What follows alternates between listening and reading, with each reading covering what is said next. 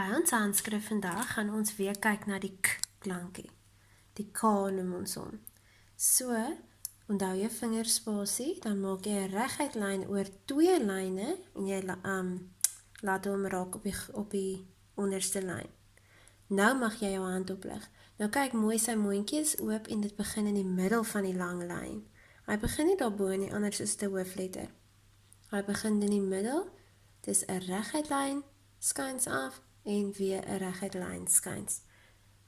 Party provinsies maak hom anders, maar ons hier in die Oos-Kaap maak hom so.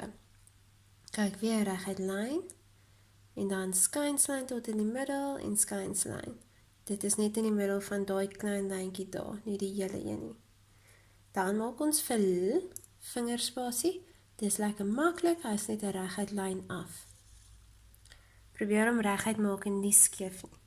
Dan hieronder het ons vir 3. Nou dis belangrik om te probeer om sy boonste gedeelte en sy onderste gedeelte daarom min of meer ewe groot te maak.